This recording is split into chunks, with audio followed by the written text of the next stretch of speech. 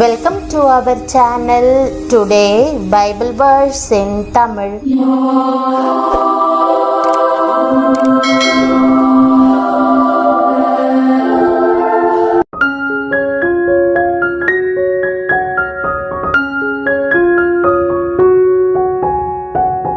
இன்றைய வசனம் சங்கீதம் 121:8. கிறிஸ்துவுக்குள் பிரியமானவர்களே, நம்முடைய ஆண்டவரும் இரட்சகருமான இயேசு கிறிஸ்துவின் வல்லமையுள்ள நாமத்தில் உங்களை வாழ்த்துகிறேன். கர்த்தர் உன் போக்கையும் உன் வரத்தையும் இது முதற்கொண்டு என்றென்றைக்கும் காப்பார் என்ற வாக்குதத்த வசனத்தை இன்று நாம் தியானிப்போம். வாழ்க்கை என்பதே போக்கும் வரத்தும் தான். காலையில் வேலைக்கு போகிறோம், மாலையில் திரும்பி வருகிறோம்.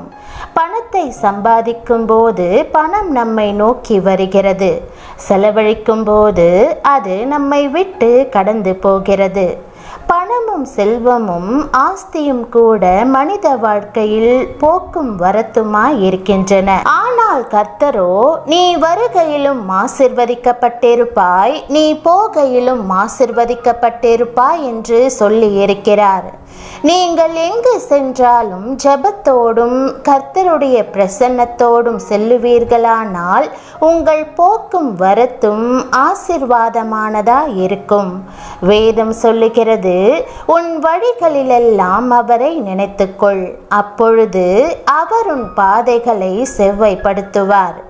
மோசே புறப்படும் போது தேவ சமூகத்தோடு புறப்பட விரும்பினார். ஆகவே உம்முடைய சமூகம் என்னோட கூட செல்லாமற் போனால் எங்களை இவ்விடத்திலிருந்து கொண்டு போகாதிரும் என்று சொல்லி ஜெபித்தார். உடனே கர்த்தர், என் சமூகம் உனக்கு முன்பாக செல்லும், நான் உனக்கு இளைப்பாறுதல் தருவேன் என்று வாக்களித்தார். ஒரு வாலிபனுக்கு ஒரு பெரிய ஆலயத்திலே பிரசங்கிக்கும்படியான ஒரு வாய்ப்பு கிடைத்ததும் மிகவும் பெருமையடைந்தான். கவர்ச்சிகரமான பிரசங்கம் ஒன்றை ஆயத்தம் பண்ணிக்கொண்டு மிக சிறந்த உடையை உடுத்திக்கொண்டு தன்னுடைய சாமர்த்தியத்தை முழுவதுமாக சார்ந்து கொண்டு கம்பீரமாக மேடை ஏறினான். அவன் நன்றாகத்தான் பிரசங்கத்தை ஆரம்பித்தான். ஆனால் 5 நிமிடங்களுக்கு பிறகு ஒன்றும் ஓடவில்லை. வறண்டு போனது, வாய் குளறியது, பிரசங்கத்தை தொடர முடியவில்லை. எல்லோரும் கேலியும் பரியாசமும் செய்ய ஆரம்பித்து விட்டார்கள். தலையை தொங்கவிட்டு கொண்டு பரிதாபமாய் கீழே இறங்கி வந்துவிட்டான். அதை பார்த்த தலைமை போதகர், தம்பி, நீ கீழே இறங்கி போனது போலவே மேலே ஏறி வந்திருப்பாயானால் மேலே ஏறினது போல திரும்பி சென்றிருப்பாய் என்றார். நீ தாழ்மையோடு ஏறி வந்திருந்தால் கம்பீரத்தோடு திரும்பி போயிருந்திருக்கலாம் என்பதே அவர் சொன்னதன் அர்த்தம். பிரியமானவர்களே, தாழ்மையை தரித்து கொள்ளுங்கள். உங்கள் வாழ்க்கையில் ஜெபத்திற்கு முதலிடம் கொடுங்கள். கர்த்தருடைய பிரசன்னம் உங்களை விட்டு விலகாதபடி எச்சரிக்கையாய் இருங்கள். அப்பொழுது கர்த்தர் உங்களுடைய போக்கையும் வரத்தையும் ஆசீர்வதிப்பார். உங்களுடைய போகையிலும் சமாதானம் நிலவும், வருகையிலும் சமாதானம் நிலவும். தாவீது சொல்லுகிறார், என் ஜீவனுள்ள நாளெல்லாம் நன்மையும் கிருபையும் என்னை தொடரும். நான் கர்த்தருடைய வீட்டிலே நீடித்த நாட்களாய் நிலைத்திருப்பேன். தேவன் உங்களை காக்கிறவராயும் உங்களுக்கு வேண்டியவற்றை அருளி செய்கிறவராயும் இருக்கிறார்.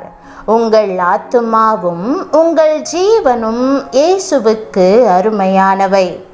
ஒரு நோக்கத்திற்கென அவர் உங்களை இந்த உலகில் வைத்திருக்கிறார்.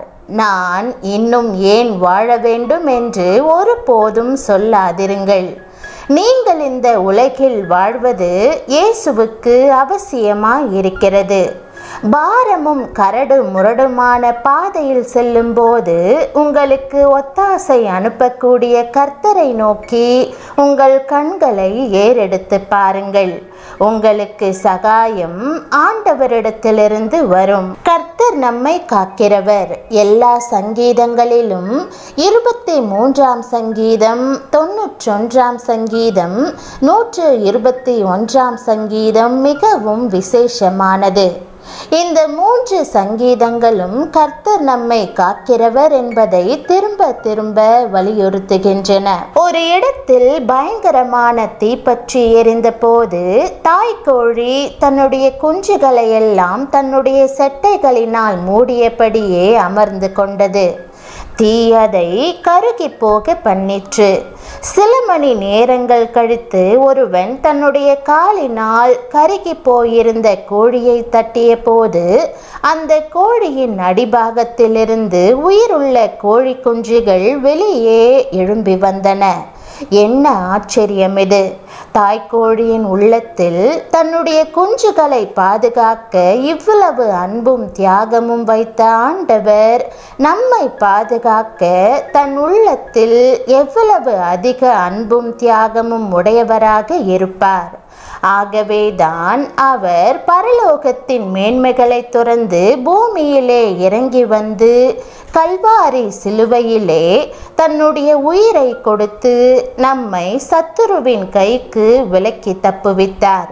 நம்மை காக்கிற கர்த்தர் நம் போக்கையும் வரத்தையும் என்றென்றைக்கும் காப்பார். ஆம், தம்முடைய கிருபையின் செட்டைகளை நம்மேல் விரித்து வைத்திருக்கிறார். நாம் நிர்மூலமாகாமல் இருக்கிறது கர்த்தருடைய கிருபையே. இந்த கிருபையினாலே கர்த்தர் நம்மை கடைசி வரை காத்து கொள்ளுவார். இயேசு சொன்னார், உங்கள் தலையிலுள்ள மயிரெல்லாம் எண்ணப்பட்டிருக்கிறது, ஆகையால் பயப்படாதிருங்கள். அநேகம் அடைக்கலான் குருவிகளை பார்க்கிலும் நீங்கள் விசேஷித்தவர்களாய் இருக்கிறீர்கள். பிரியமானவர்களே, நீங்கள் தேவனாகிய கர்த்தரை உங்களுடைய மேய்ப்பராக ஏற்றுக்கொண்டு இடைவிடாமல் அவருடன் பேசி உங்கள் பிரச்சனைகளை அவரிடம் பகிர்ந்து கொள்ளுங்கள். அப்போது அவர் உங்களை வழிநடத்தி எல்லா போராட்டங்களிலிருந்தும் உங்களை விடுவித்து தமது சமாதானத்தினாலும் சந்தோஷத்தினாலும் உங்களை நிரப்புவார். நீங்கள் ஒருபோதும் இடறி விட மாட்டீர்கள். தேவனுக்கு நீங்கள் அருமையானவர்கள். கழுகுகளைப் போல அவர் தமது செட்டைகளில் உங்களை தாங்கி உயர்த்துவார். எல்லா சூழ்நிலைகளுக்கும் மேலாக நீங்கள் பறந்து விடுவீர்கள், காப்பாற்றப்படுவீர்கள். இன்றைக்கு இந்த ஆசீர்வாதத்தை பெற்று அனுபவிப்பீர்களாக.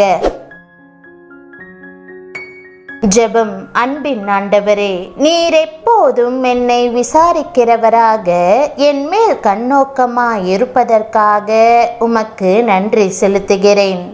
உம்முடைய முகத்தை என் மேல் பிரசன்னமாக்கி உமது சமாதானத்தை எனக்கு அருளிச் செய்ய வேண்டும் என்று ஜெபிக்கிறேன்.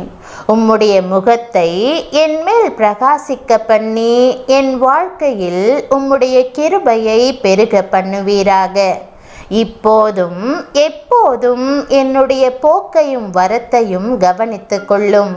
என் ஆத்துமாவும் ஜீவனும் உமக்கு அருமையானவை என்பதையும் ஒரு நோக்கத்திற்காகவே நீர் என்னை உலகில் வைத்திருக்கிறீர் என்பதையும் நான் மறந்து போகாதிருக்க உதவும். அதிக பாரத்தை சுமப்பதாகவோ தோற்று போனதாகவோ நான் உணரும் வேளையில் எனக்கு ஒத்தாசை அளிப்பவராகிய உம்மை ஏறெடுத்து பார்க்க எனக்கு நினைவுபடுத்தியருளும். நான் அறியாத வேளையிலும் என்னை நீர் பாதுகாத்து வழிநடத்துவதற்காக உம்மை ஸ்தோத்திரிக்கிறேன். நீர் என்னை பார்த்து கொண்டிருக்கிறீர் என்று விசுவாசிக்கிறேன். என் விசுவாசத்தை பலப்படுத்தி நான் இடறி விடாமல் காத்தருளும். சூழ்நிலைகளுக்கு மேலாக நான் எழும்பும்படி கழுகுகளைப் போல என்னை செட்டைகளின் மேல் தாங்கி உயர்த்த வேண்டும் என்று இயேசுவின் நாமத்தில் ஜெபிக்கிறேன் நல்ல பிதாவே, ஆமேன். தேவனுடைய நாமம் மகிமைப்படுவதாக. ஆமேன்.